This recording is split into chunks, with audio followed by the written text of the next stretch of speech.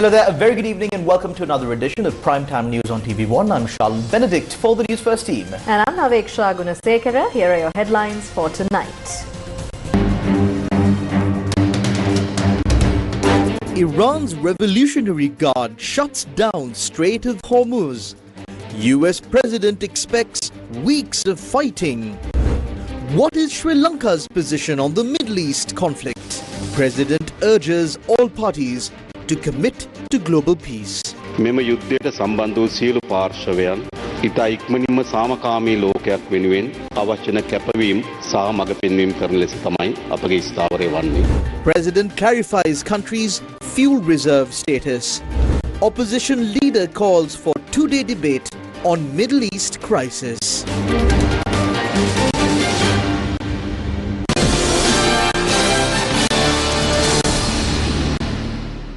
What is happening now in the Middle Eastern war involving Iran, Israel and the United States? The attention of the entire world is focused on that single question. Newsfirst, Vinajay Seniviratna is prepared to bring you detailed information about the Middle Eastern conflict and the impact it has already had on Sri Lanka. Thank you, Charlene. Foreign media reported this afternoon that Israeli Air Force has carried out strikes on the Iranian president's office, while attacks have also been launched on Iran's Supreme National Security Council and a military training facility. Now, in response to the escalating situation, Iran has stated its government is now fully focused on safeguarding national security.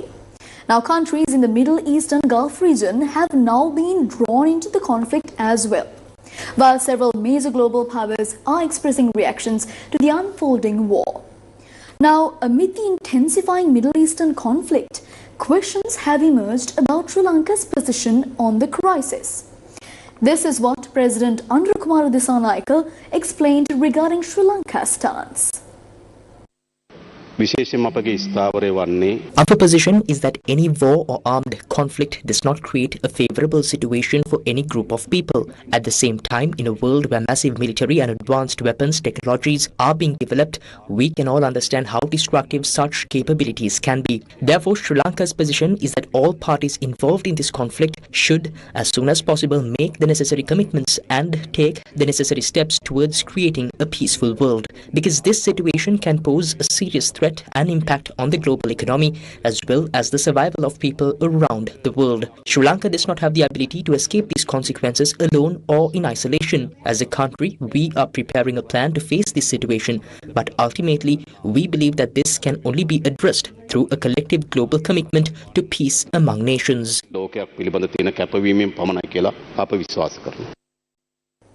Now, amid the escalating conflict in the Middle East, the primary fear among Sri Lankans has centered on one issue. That is the possibility of yet another fuel shortage. However, in recent days, authorities have repeatedly assured the public that there is no risk of fuel shortage and that supplies remain stable. Now, there's a difference between standing in a queue because fuel has run out and standing in a queue when fuel is actually available. Within a few hours of the attacks on Iran by Israel and the United States, fuel queues began to form across our country. Despite authorities repeatedly insisting that fuel stocks are available and being distributed, queues were seen near filling stations throughout the past 3 days. Amidst these queues, the Police Special Task Force discovered 400 litres of diesel illegally hoarded at a house in Aramangoda North, Budpitiya, within the Malwathu-Hiripitiya police jurisdiction. While queues were still visible at some filling stations this morning, most had cleared up by evening.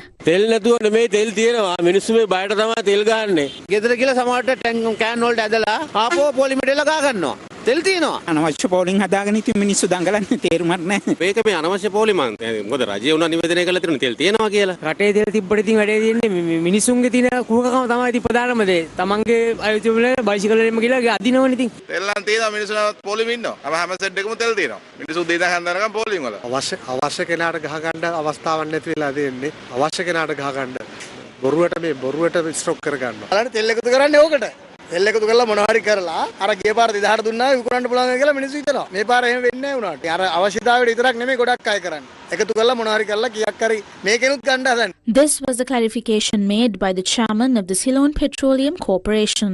Polling ඇති වෙන කිසිම හේතුවක් නැහැ. There is no reason for queues. In Colombo, there are no queues now. This morning at 6 a.m. we began distribution again. By 8 a.m. we had issued 815,740 litres of diesel, 481,800 litres of petrol 92, 19,800 litres of super diesel and 2,600 litres of petrol 95. So today too we will continue distribution until all demand is met. Therefore, by this afternoon I believe there is absolutely no reason for any issue. We have clearly stated that the ongoing conflict will not affect Sri Lanka's petrol and diesel supply. We have already scheduled ships with finished products until the 4th month, all coming from India. The vessel is due on the 7th or 8th, another for the 27th and 28th of the 3rd month. Then on the 29th and 30th, we expect another vessel from South Korea. So there is no disruption from that side. Next, our concern was crude oil, which comes from that region. But we were expecting a ship on the 11th loaded at Fujairah. It has now been confirmed and loading has already begun. There is absolutely no problem there because it is located below the Strait of Hormuz.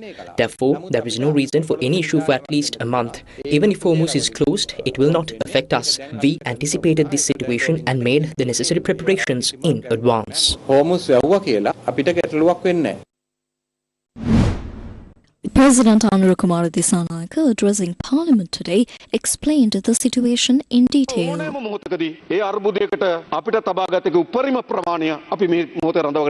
At any moment, we maintained the maximum stock level we needed to hold during the crisis. Because of that, at this moment, we have managed to secure a diesel storage capacity sufficient for 33 days. Then, when it comes to petrol, we have stock sufficient for 27 days. Within the next 7 or 8 days, another petrol shipment, 35,000 metric tons, was already scheduled to arrive. When all of that is added, I believe we have petrol reserves close to 40 days. Considering fuel supply for aircraft, generally our daily requirement is around 1,800 metric tons. Out of that, our refinery produces 1,080 metric tons per day.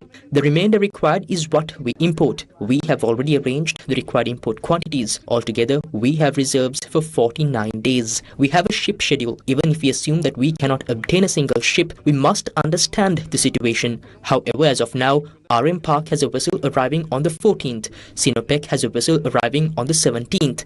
IOC has a vessel arriving on the 21st. And the Ceylon Petroleum Corporation has a vessel arriving on the 28th. All of these vessels are already loaded. We have confirmed that loading is complete and delivery is guaranteed. When looking at crude oil for the refinery, at present our crude oil stock is sufficient for 26 days. But we are bringing another ship which will add 18 more days. Then we will have 44 days of crude oil even if no new ship arrives. With that, our refinery can continue operations. Under the current situation, no fuel crisis will emerge. But if the war escalates, if it develops further, we must face that reality. If the war escalates and all refineries shut down, what will we do? We do not extract oil from wells. Therefore, realistically, as long as the situation remains as it is now, we have answers to this problem. But the question of whether the situation will escalate beyond this is not something we decide. It is not in our hands. Based on how it develops, we must anticipate and prepare the necessary plans. That is what a government is meant to do.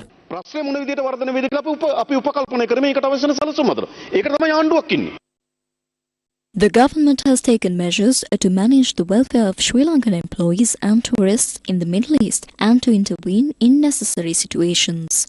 A special emergency response unit has been established to ensure the safety of Sri Lankan employees and tourists in the Middle East and to provide them with necessary assistance. This unit is operated under the Ministry of Foreign Affairs, Foreign Employment and Tourism. The ministry stated that the unit can be contacted in any emergency through the following telephone numbers or via email: +9411744561 or +9411220750.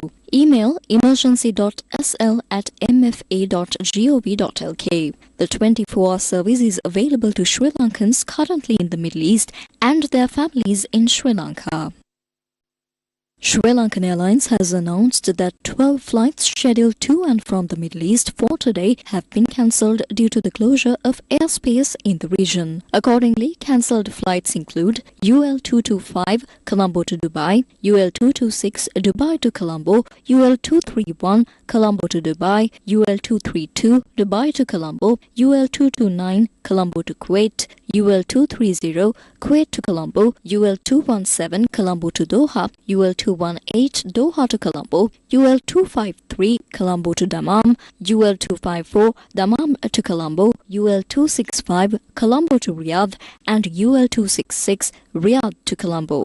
Flights to countries and cities such as London, Paris, Australia, China, Malaysia, Pakistan and India are continuing as scheduled. Following the reopening of Oman's airspace, a flight departed for Oman early this morning. Additionally, the Civil Aviation Authority confirmed that a flight from the Bandar Naik International Airport in Katunayake to Dubai took off at 2:10 p.m. today. For further information, passengers may contact the airline via the following channels: local hotline 1979, international +9411 777 1979, WhatsApp +9474 444 1979. Now, what is the situation in the Middle East today? Iran's Revolutionary Guard announced today that it has closed the Strait of Hormuz, one of the world's most important economic and maritime arteries. Now, they also issued a warning that any vessel attempting to pass through the strait would be attacked. Meanwhile, the United States says that its military operation against Iran, known as Epic Fury, could continue for 4 to 5 weeks, according to a statement made by the US President. The government has taken measures to manage the welfare of Sri Lankan employees and tourists in the Middle East and to intervene in necessary situations. A special emergency response unit has been established to ensure the safety of Sri Lankan employees and tourists in the Middle East and to provide them with necessary assistance. This unit is operated under the Ministry of Foreign Affairs, Foreign Employment and Tourism. The ministry stated that the unit can be contacted in any emergency through the following telephone numbers or via email: +9411 744 5641 or +9411 220 7250. Email emergency.sl@mfa.gov.lk. The 24-hour service is available to Sri Lankans currently in the Middle East and their families in Sri Lanka.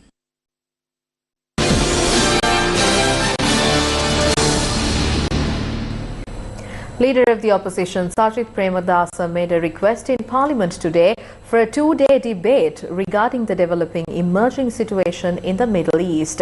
Deputy Minister Chaturanga Besingha responded to the opposition leader on behalf of the government. ඉරානයට එල්ල වුණු ප්‍රහාරය අපි තරයේ හෙලා දකිනවා. ස්වෛරී රටකට එල්ල කරපු ප්‍රහාරයක්, එහි ස්වෛරීත්වයේ භෞමික අඛණ්ඩතාවය උල්ලංඝනය කරපු අවස්ථාවක්. ඒ නිසා ඒ ප්‍රහාරය අපි තරයේ හෙලා දකින්නට ඕන. We strongly condemn the attack carried out against Iran. This is an attack launched against a sovereign nation, an instance where its sovereignty and territorial integrity were violated. Therefore, as a parliament, we must strongly condemn this attack. By 2028, under the current circumstances, we face the problem of paying $3.5 to $4 billion annually. We urged you to work towards amending the IMF agreement to help the country and the people, but you said, no, please don't.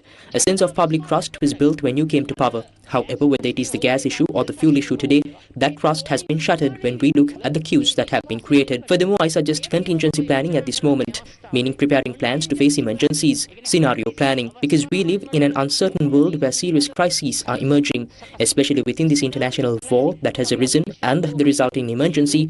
I believe it is appropriate to grant us a 2-day debate.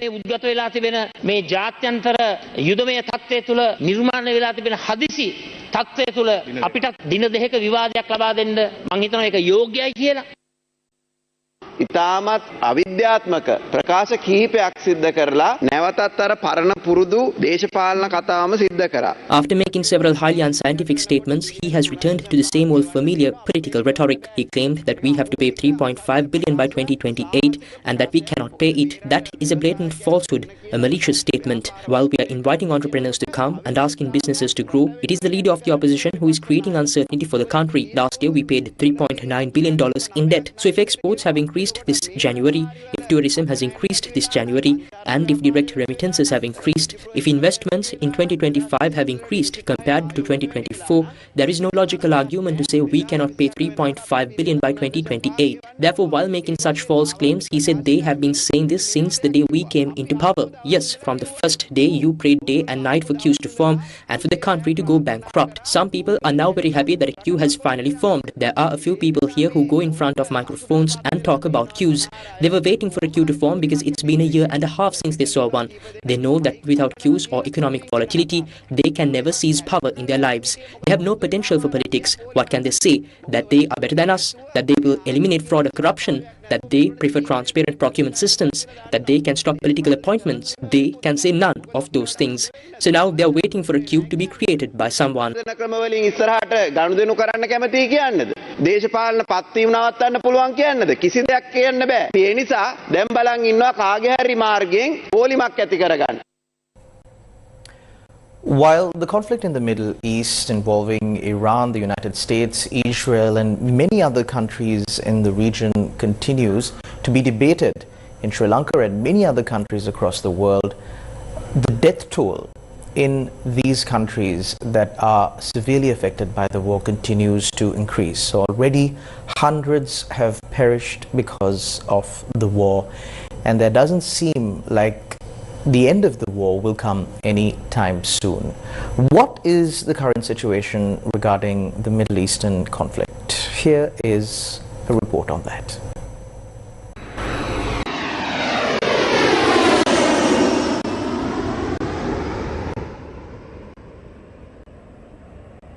As fighting intensifies between the United States and Iran, a tragic incident in southern Iran has shifted global attention to the growing civilian toll of the conflict. According to Iranian authorities, a devastating airstrike on Shajare-e-Tayyibeh school in Minab reportedly killed 165 schoolgirls and injured dozens more.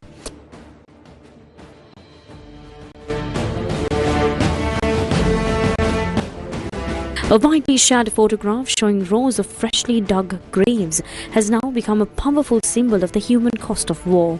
Explosions have rung out across Tehran as the war entered its fourth day, with the United States and Israel continuing to pound Iran's capital and numerous other cities and locations after the assassination of Supreme Leader Ali Khamenei. The Iranian Red Crescent Society said today that at least 787 people have been killed in US-Israeli strikes on a minimum of 131 cities across Iran. Israel and US airstrikes on Iran have intensified. Tehran and its allies retaliated across the region, striking Israel and a variety of targets inside the Gulf states, including energy facilities in Qatar and the American embassy in Saudi Arabia. An attack by two drones early today on the US embassy in Riyadh sparked a small fire, while Iran pressed on with its campaign of retaliatory strikes across the Gulf. Meanwhile, the US State Department today ordered the evacuation of its citizens staying in Middle Eastern countries.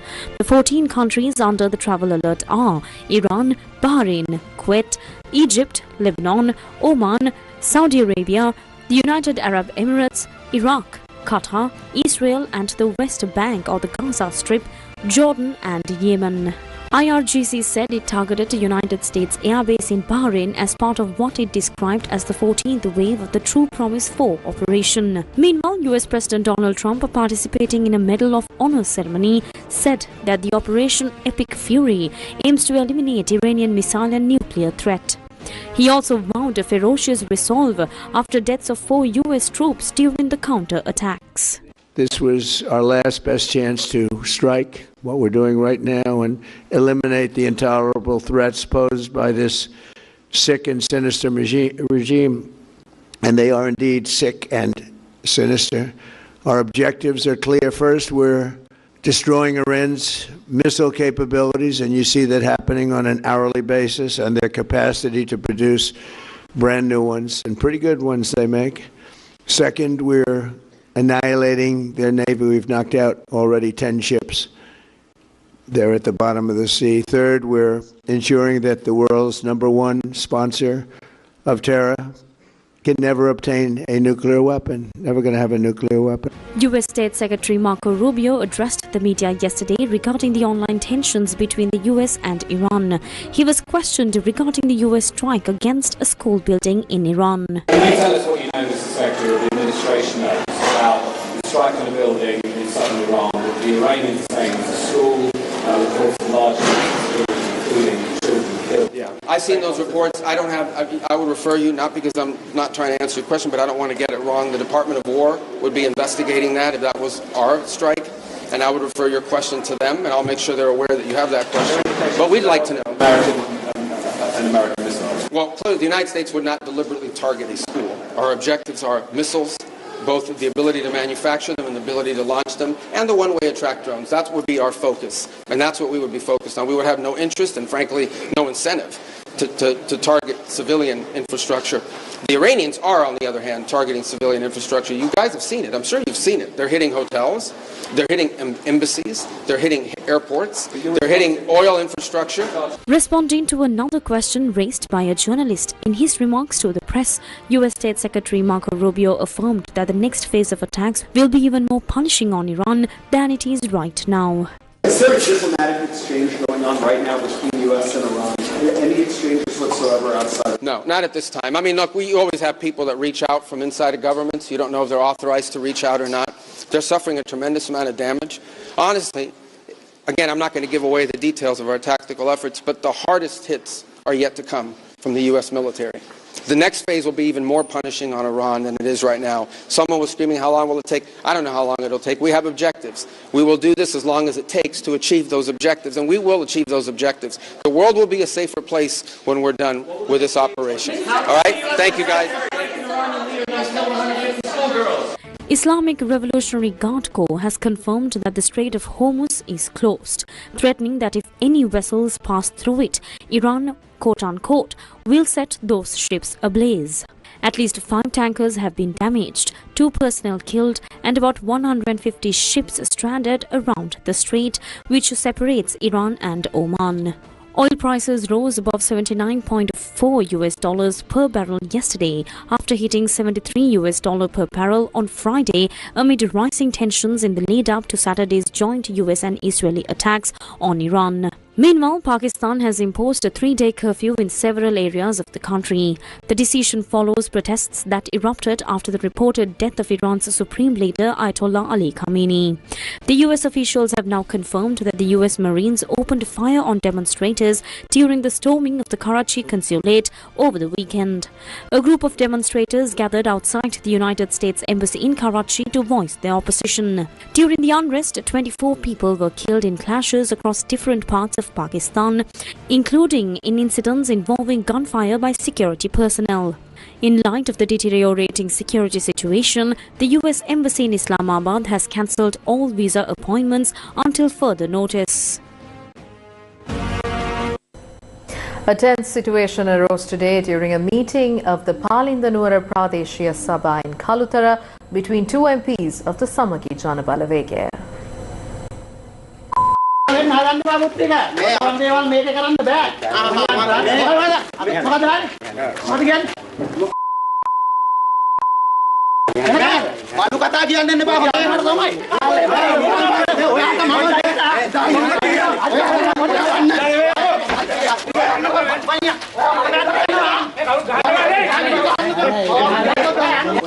The clash erupted between Nihal Jayasinghe representing the Samagi Janabalawege and Pradeep Buddhika also representing the Samagi Janabalawege, who are both members of the Parliamentary Pradeshia Sabha in Kalutara. This morning, a group of opposition councillors at the Parliamentary Pradeshia Sabha in Kalutara walked out of the hall in protest against the actions of the chairman of the Pradeshia Sabha. SJB councillor Pradeep Buddhika was also among those who walked out of the hall in protest against the actions of the chairman of the Pradeshia Sabha. However, SJB councillor Nihal Nihal Jayasinghe, leader of the Samagijana Balaweke fraction of the Parliamentary Pradeshia Sabha, also stepped out to voice his opposition, stating that he was unaware of the decision that triggered the dispute. It was always the chairman's sole authority and power that controlled this Pradeshia Sabha. The chairman never implemented any proposal that was brought up by the council. Therefore, today, we stood in protest and walked out of the council as a joint opposition opposing these actions. As the leader of this fraction, I was not aware of this decision. I will remain outside. If they step in, so will I. If not, I will go back home. I'm not aware of the decisions taken by these councillors. I only walked out because they walked out. The confrontation between the two councillors, both representing the Samagijana Balaweke, arose after they expressed these views. Following the incident, leader of the SJB fraction of the Parliamentary Pradeshia Sabha, Nihal Jayasinghe, returned to the hall and informed the members of the Parliamentary Pradeshia Sabha of the incidents that had transpired. SJB councillor Pradeep Buddhika claimed that he was attacked and admitted himself to Badarali Regional Hospital. A complaint regarding the incident was also filed at the Badarali Police. The Pakistan Cricket Board has imposed a fine on the Pakistan cricket team following their failure to qualify for the semi-finals of the T20 World Cup. That fine amounts to $18,000 US. While Pakistan takes such action, what is Sri Lanka cricket doing here at home? Sri Lanka hasn't reached the semi-finals of any ICC organized tournament in 10 years. Where is Sri Lanka cricket heading, having strayed further away from the path of victory with each passing day? The fine imposed by the Pakistan Cricket Board on their team for failing to qualify for the T20 semi-final is approximately 5 million Sri Lankan rupees. This penalty wasn't just due to a single tournament loss. Pakistan's board took action because the team failed to reach the semi-finals in 4 consecutive ICC tournaments. In contrast, what has Sri Lanka cricket done to ensure victory for the team, having failed to reach a single semi-final in any ICC tournament for 10 long years? It isn't just once or twice that officials at SLC have sabotaged the proud journey and reputation of our nation's cricket, which continues to deteriorate with each passing day. These officials, obsessed only with their own power, turned this gentleman's game into a breeding ground for white-collar thieves. Ample evidence of this was uncovered before the Corp Committee in Parliament, the seat of the people's sovereign power. Consider the extraordinary response given by SLC officials regarding the issues highlighted in the 2018 audit report. The audit revealed that Sri Lanka cricket lost $18,242,411 US during the awarding of broadcasting rights. The remarkable response from the officials at Sri Lanka cricket was simply observation accepted. Look at how they handle funds from the International Cricket Council, money meant for the future of cricket in Sri Lanka. To give such casual answers after managing them at their own whim, we could reveal countless such incidents. Here is how Sri Lanka cricket officials responded. ඔබතුමා මේ රටේ ක්‍රීඩකයන්ට සහ ප්‍රේක්ෂකයන්ට රටට වග කිය යුතු නැද්ද? පොඩ්ඩක් තේරුම් ගැනීමේ මේකක් මම කිව්වේ අපිට සත පහක්වත් ආණ්ඩුවෙන් සත පහක්වත් අපිට ඉන්නේ නැහැ. අපිට ඔක්කොම ඉන්නේ ICC එකෙන් තමයි සල්ලි මෙතිනිය. එතකොට අපි ඔක්කොම වියදම් කරන්නේ ප්‍රයිවට් කම්පැනි එකක් විදිහට තමයි මේක වියදම් කරන්නේ දැන් අපි. රයිට්? හැබැයි අපි ඒ ඔක්කොම රජයේ ප්‍රසම්පාදන ඒ ඔක්කොටම යටත් වෙලා තමයි මේක කරන්නේ. The extent of the destruction finally dealt to the game of cricket under the pretext that cricket must be independent or else ICC would act against Sri Lanka is now crystal clear to the public. We continue to make these revelations not for personal gain but for the people of this country. Simply because someone comes into power through an election does not mean that they can do as they please. This applies to the President, the Prime Minister, all the ministers. Ultimately, every single one of them is accountable to the people. That means they are accountable to the country. Remember, the citizens of our country are supreme. News First with the people. President Anura Kumara Dissanayake has extended an official invitation to Pope Leo XIV to visit Sri Lanka. The invitation was handed over to Father Mihai Tablash, Under Secretary of the Secretariat of State at the Vatican, by Minister Bimal Ratnayake, who is currently on an official visit to Italy. In more local news, Sri Lanka and Romania have taken steps to strengthen bilateral cooperation during the official visit of Foreign Minister Vijitha Herath to Romania. Minister of Foreign Affairs, Foreign Employment and Tourism Vijitha Herath is currently in Romania for an official visit. During the visit, Minister Herath met with Romania's Minister of Labour, Family, Youth and Social Solidarity, Peter Florin Manol. The two sides signed a memorandum of understanding on labour cooperation aimed at enhancing collaboration in employment opportunities and labour-related matters between the two countries. Minister Herath also held discussions with Romania's Minister of Foreign Affairs, Oana Toiu. Recalling that diplomatic relations between Sri Lanka and Romania were established in 1957, the two ministers noted that the 70th anniversary of diplomatic ties will be marked next year. Discussions focused on expanding the already strong bilateral relations into new areas of cooperation. Minister Herath invited Minister Toiu to visit Sri Lanka on a mutually convenient date. The two ministers also jointly addressed the Romanian media following their meeting. In addition, Minister Herath met with Romania's Minister of Economy, Digitization, Entrepreneurship and Tourism, Ambros Iriniu Darau. Noting that bilateral trade between the two countries amounted to $42 million in 2025, Minister Herath emphasized the need to further expand trade volumes. We have our mission in Romania, and Romania has mission in Sri Lanka. Using our two missions, we can enhance our bilateral relations furthermore. Today morning, we have signed an agreement with the US Labour Ministry. Using that MOU, we can regularize the workers who are working here. There are more than 25,000 Sri Lankan people are working here. And increasing our bilateral engagements, we think and we hope we can enhance our economic, trade, cultural and people-to-people engagements in the near future. And our meeting was also very successful. We think we can enhance our bilateral relations furthermore in the near future.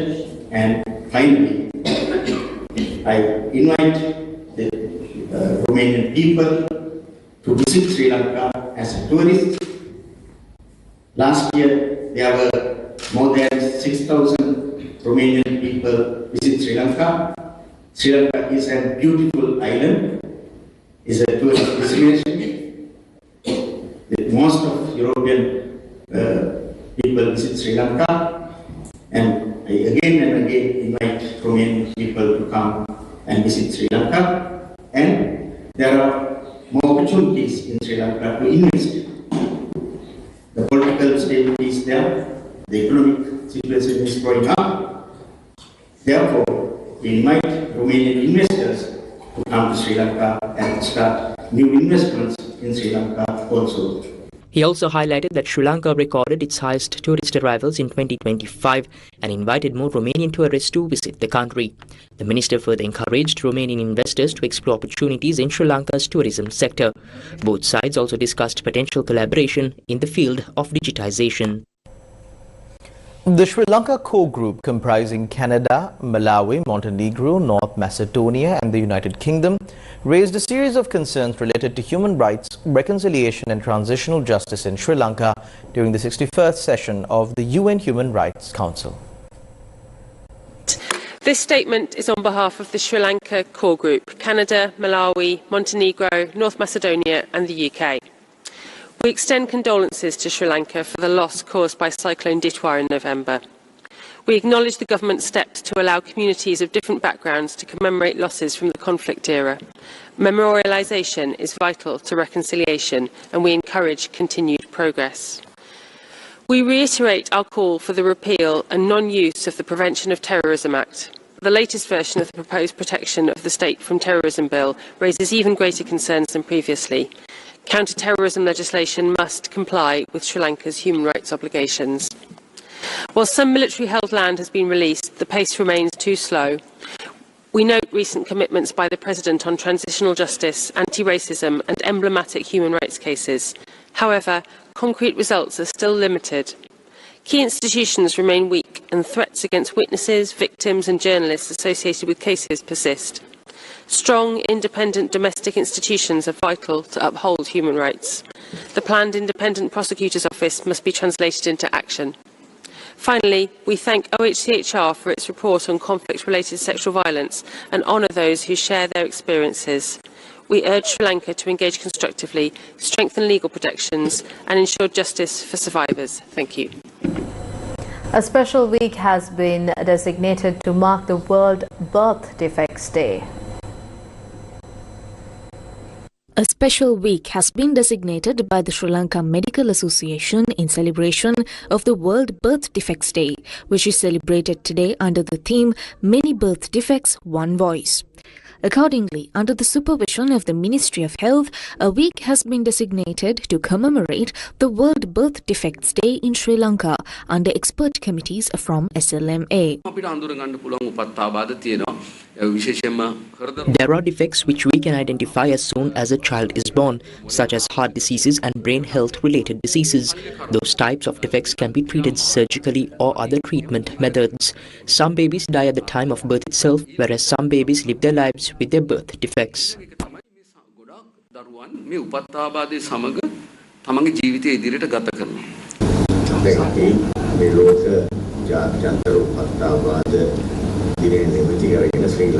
We know the condition in the middle wall of the human heart, also called ASD or PSD, usually called a hole in the heart. This could be a defect at birth. There were a significant number of cases reported on this condition in Sri Lanka.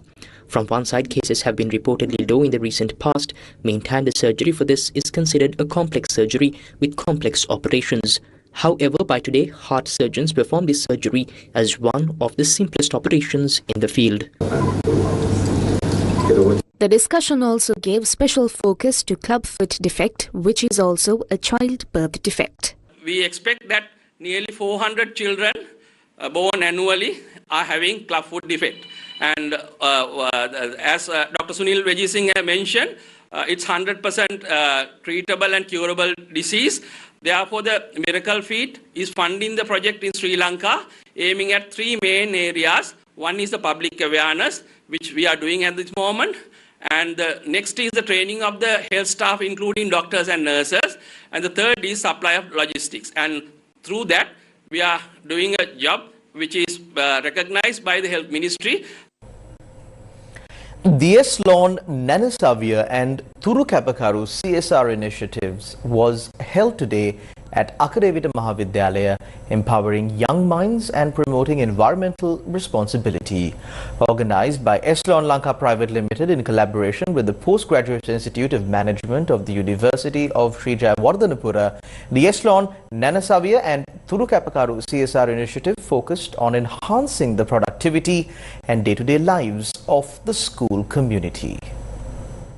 The initiative featured a series of activities and workshops designed to build leadership skills and boost the confidence of parents, teachers and students alike. The event was attended by the Group Director and Chief Operating Officer of the Capital Maharaja Group, S.C. Veerasekara, Chief Operating Officer of MBC Network, Buddhi Vikramanayaka, CEO of Eslon Lanka Private Limited, Nalin Jayawardhana, and the Zonal Education Director, Hemantha Gamage. As part of the program, essential school equipment was donated through the Eslon Nanasavi initiative to support the school's requirements. Marking the final stage of the program, a tree planting ceremony was held under Eslon's Turukapakaru initiative, where officials and students joined together to plant saplings on the school grounds. And that's a wrap of Primetime News on TV1 for tonight. Thank you for watching. Good night.